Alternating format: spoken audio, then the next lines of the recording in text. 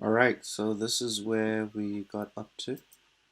So we are just filling out the block out or the shape, the silhouette of the objects that we are designing. In the previous tutorial, I just created a few additional layers. So these layers are basically just the different rocks.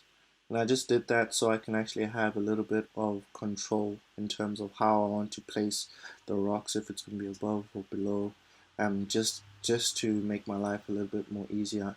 And once I've done that, I'm probably going to merge that down. But I did kind of neaten everything up by putting it under, or putting it in a folder in one group, and just name that rock. So I do have all of them there.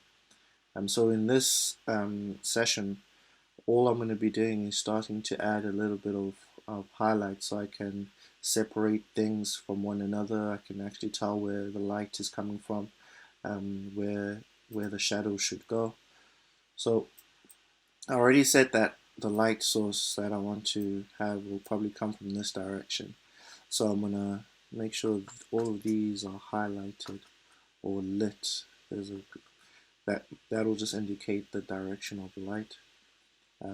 But we're still keeping things quite loose at this point.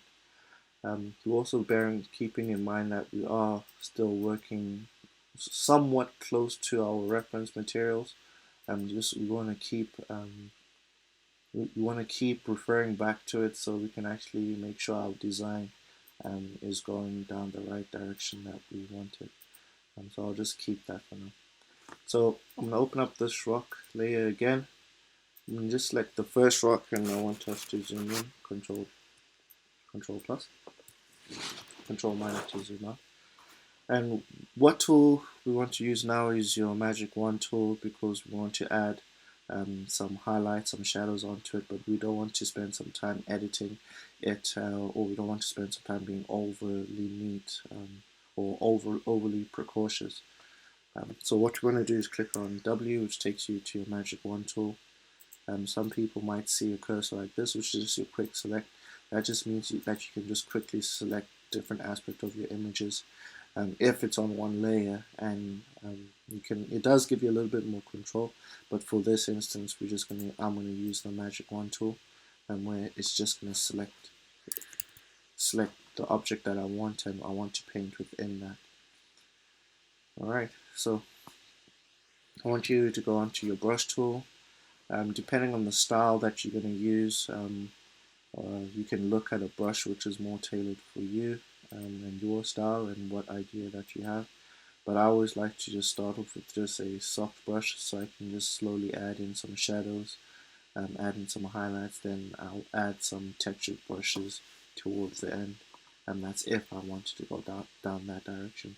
But for now, I'll just keep it as just a soft brush, add in my highlights.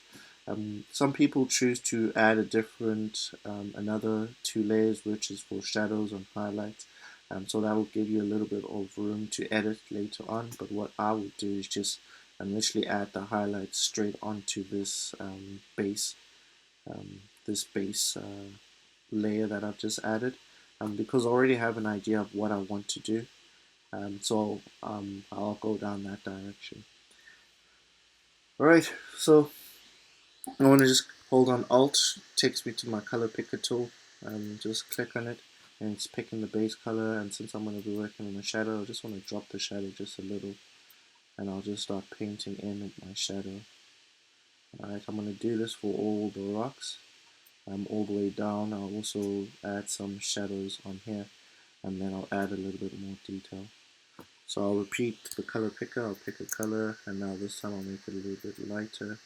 So to emphasize that is going to be the highlight. I'm going to constantly adjust this until I'm satisfied with the outcome, but I'll add a little bit more highlights, add a little bit of shadows, and I'll go from there. Later on, I will inverse the selection, so you can click on Control or Shift, Control or Command I, which inverses your selection. So what that means is I can just literally paint on the outside. So let's say I'll make that even darker, and the light will come, and this rock will cast off a shadow, and somewhere at the bottom there. So it gives us like a casting shadows gives it a more realistic look and gives it a more interesting feel. So I would do that, but I'll click on inverse again so I can actually have, I can only paint within there. Another way of getting that, because I do find it's not as a hotkey because you have to click on so many things and it doesn't actually let go of the mouse. So that the shift control I is quite, it doesn't make my workflow as easy. So usually I'll just go straight up and say select and select inverse. So that makes my workflow a little bit easier. So what I'm going to do, I'll just do the same for all these rocks, all the buildings according to my style, according to my reference images. So I want you guys to do the same for yours. So yeah, I'll leave you guys to get on with that.